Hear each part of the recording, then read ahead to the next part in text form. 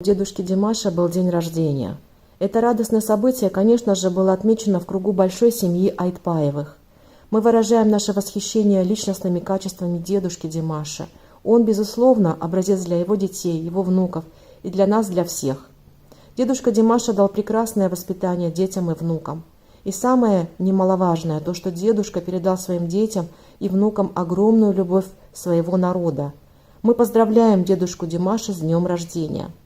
Сегодня мы будем говорить о дедушке Димаша Кудайбергене, который является ветераном труда.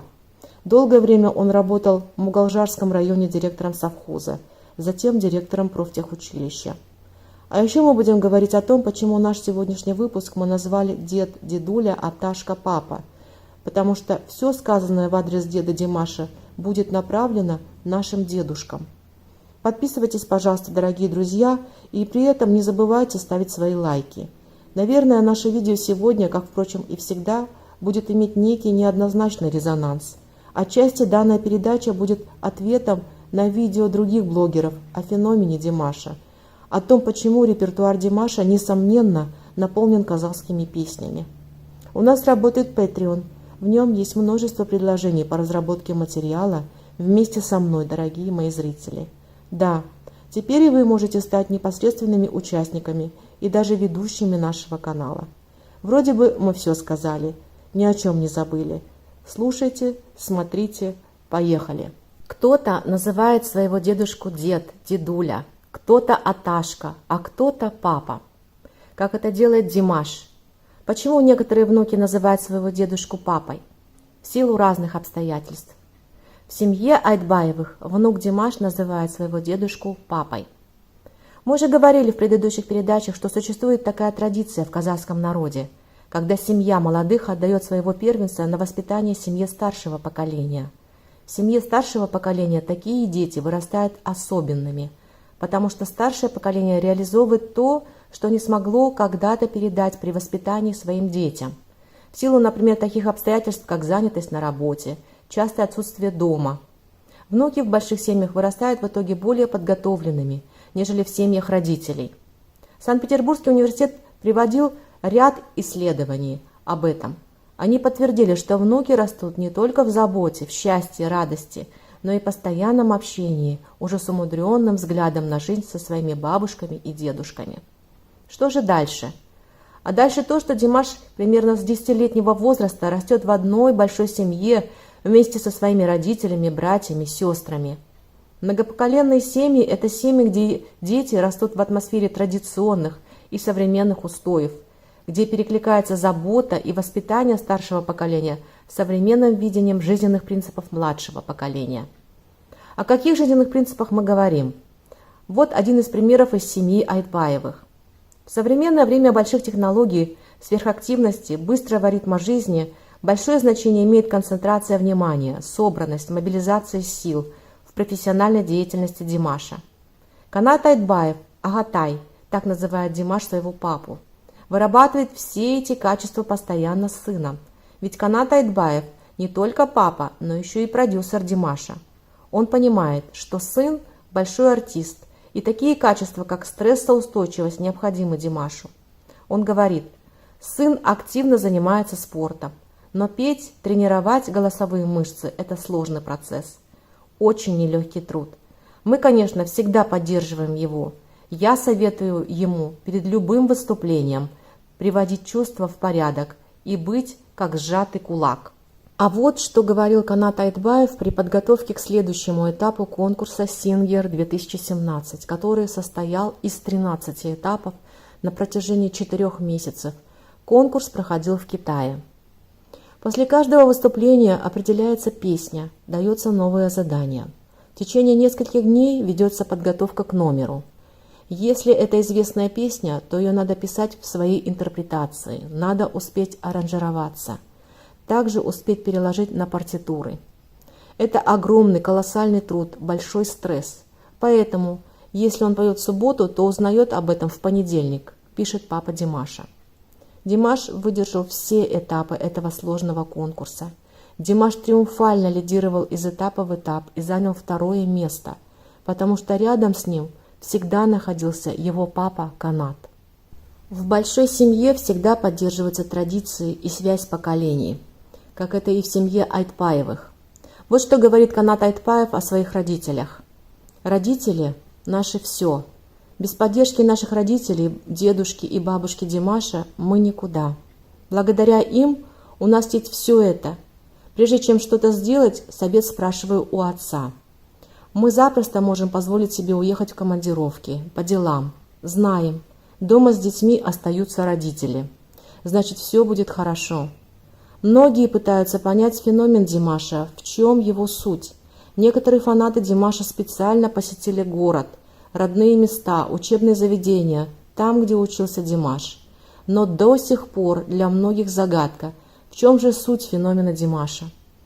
Мы так же, как и все вы, пытаемся разгадать из передачи в передачу, в чем же суть феномена Димаша.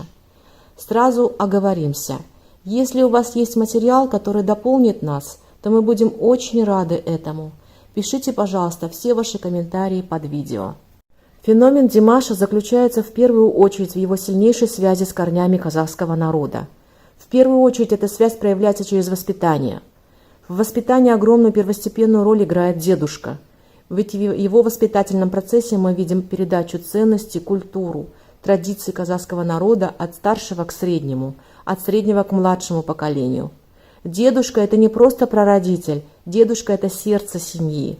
Дедушка – накопитель, носитель и человек, который передает семейные традиции, стиль, образ жизни вместе с казахскими народными традициями.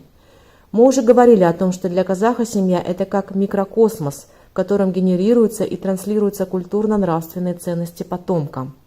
Димаш воспитывался с первых дней жизни в семье дедушки и бабушки, вобрал в себя народную мудрость, уважение традиций культуры казахов. Именно дедушка транслировал традицию владения музыкального инструмента дамбры Димашу. Дамбра – это древний казахский народный инструмент. Он извлекает такие звуки, которые глубоко проникают в нашу душу. Эта народная музыка является неким генетическим кодом, можно сказать, душой казаха. Дамбра всегда присутствовала в каждой казахской семье. В казахском народе есть такая поговорка: «Настоящий казах не казах, настоящий казах – это дамбра». Вот почему на всех концертах Димаш обязательно выступает с дамброй. Дамбра – это символ, она несет в себе культурно-нравственную ценность казахского народа. Дамбра, можно сказать, еще и реликвия семьи Айтпаевых, как и многих других казахских семей. Димаш – представитель казахского народа, подчеркивает важность этого инструмента на своих концертах, на которых он обязательно исполняет кюи. Вспоминаются видео, когда кюи исполняет 3 поколения Айтбаевых – дедушка, папа, Димаш и даже его братишка Мансур. Аялай бер арманым,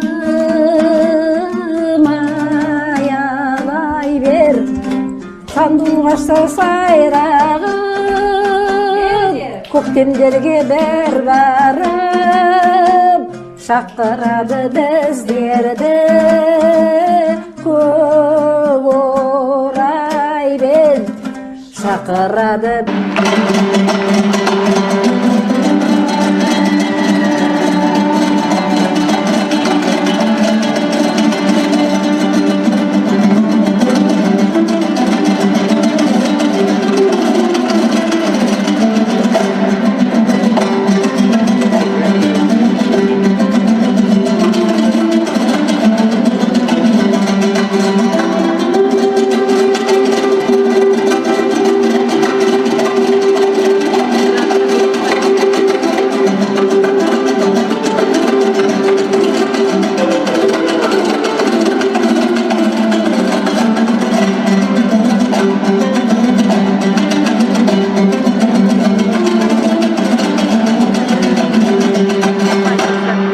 Почему к дамбре возникло такое трепетное отношение у казахов на протяжении веков?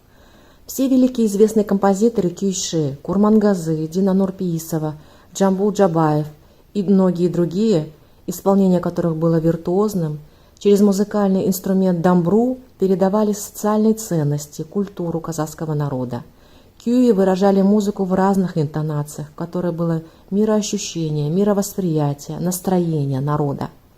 Марко Поло в своих трудах отмечал, что этот инструмент присутствовал у воинов-тюрков-кочевников, которых в то время на Руси называли татарами. Они пели и играли на нем перед боем для достижения соответствующего настроя. Многие блогеры задаются вопросом, почему Димаш пополняет свой репертуар обязательно казахскими песнями.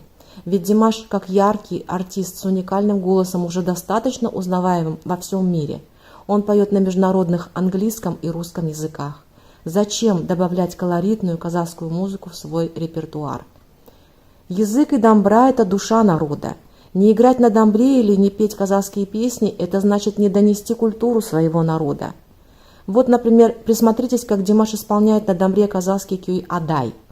Видно, что Димаш исполняет этот кюй с большой любовью. В его исполнении этот известный всему миру кюй звучит великолепно. Димаш умеет передать все краски этого произведения.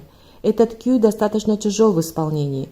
Нужны некоторые навыки в исполнении, однако Димаш так исполняет его, что приводит в зал восхищения, и ему аплодируют стоя, точно так же, как он поет песни на казахском языке. Димаш все больше и больше включает в свой репертуар новые казахские песни. Димаш экспериментирует с музыкой, добавляет новые звуки, техники, аранжировки с казахским колоритом. Это песни «Hello», «Грешная страсть» и другие песни. Димаш с каждой новой музыкальной композицией добавляет новые казахские народные инструменты. Напомним, что в последнюю композицию, представленную в Инстаграме, он добавил казахский национальный инструмент кобыз. Если вы помните, дорогие мои друзья, мы сделали свою реакцию на эту композицию. Мы думаем, что Димаш готовится покорять голливудские Олимпы. Дедушка Димаша играет большую роль в становлении своего внука. Он передал ему любовь к музыке казахского народа, любовь к домбре, любовь к родине. Он дал хорошее воспитание, свои взгляды на жизнь. Наши дедушки – это дети ветеранов Великой Отечественной войны. Они, будучи детьми, получили от своих пап и мам всю объективную информацию о войне из уста в уста. Война – это боль человеческого народа. Наши дедушки из рассказов о войне своих родителей на всю свою жизнь сохранили народную память о тяжелых годах войны для следующих поколений. Наши дедушки имеют прекрасное образование, замечательную школу жизни. Дедушки несут в себе огромный уклад знаний о дружбе, о значении труда, о необходимости иметь активную жизненную позицию, быть целеустремленным, никогда не сдаваться перед трудностями, идти вперед. Наши дедушки всесторонние, хорошо знают историю своего края, большой родины Казахстан. Хочется сказать о бесценном преимуществе старшего поколения – это грамотное владение русским и казахским языками, чего, к сожалению, сегодня среди молодежи не всегда встретишь. Наши деды так воспитаны, что они очень любят культуру и искусство, могут при необходимости и станцевать, и песню спеть, и стихи прочитать, умеют шутить, веселиться, могут рассказать смешной анекдот или интересный рассказ. Это говорит о том, что они нравственно богаты душой. Их сердца полны отзывчивости и доброты к людям, к близким родственникам и друзьям. К своим внукам они относятся очень трепетно, нежно, с безграничной любовью к ним. Они стараются передать все то хорошее, благородное, что у них есть. Будьте здоровы, наши дедушки, аташки, папы. Живите много-много лет, радуйтесь вместе с нами нашими победами и успехами. Целуем вас крепко-крепко и обнимаем с большой любовью и благодарностью.